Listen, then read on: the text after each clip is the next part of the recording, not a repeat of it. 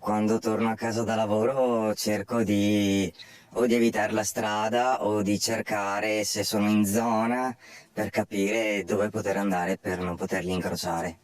Sono passati alcuni giorni, ma lo shock è ancora vivo in questo ragazzo di Ponzano, vittima di un gruppo di ragazzini che da qualche settimana si diverte, si fa per dire, a lanciare bottiglie d'acqua contro le auto in corsa. Ma stavolta il gruppo, si tratterebbe di giovanissimi tra i 15 e i 20 anni, si è spinto ben oltre. È circa mezzanotte e mezza e il 32enne sta rientrando a casa dal lavoro quando, all'altezza della chiesa di Merlengo, si imbatte nella baby gang. È che mi vedo lanciata nel bel mezzo del buio una bottiglietta d'acqua sul cristallo, mi fermo per verificare cosa fosse successo, sono sceso, ho chiesto ma cosa cavolo state facendo?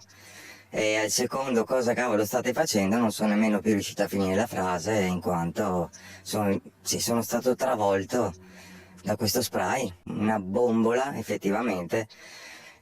Lì nel mentre mi è sembrata addirittura grande quanto un mini estintore che mi ha travolto con questo spray del peperoncino, il quale poi mi ha causato forti bruciori. A seguire da casa quanto sta succedendo, la compagna dell'uomo con lui al telefono in quel momento. Ho chiesto a lui se avevano colpito con qualcosa, se avrebbero sparato, accoltellato, perché non ti viene mai in mente una roba del genere.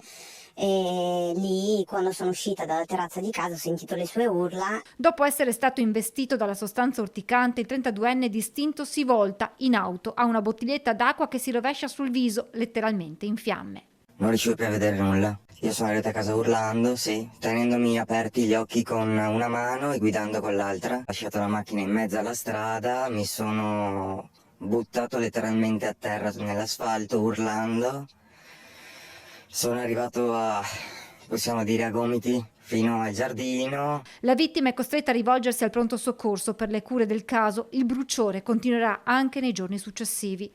Ma il solo lancio dell'acqua avrebbe potuto avere conseguenze ben più gravi. Se il 32enne avesse avuto il finestrino aperto, avrebbe potuto perdere il controllo della sua auto. Sono diverse segnaletiche. Murette di conseguenza sì, cioè basta un attimo, specialmente così al buio di notte. Superato il dolore fisico, resta ora quello psicologico, più difficile da guarire. La paura di uscire di casa, la paura per i propri familiari. L'ha segnata questa vicenda? È un'ansia costante, veramente un'ansia costante.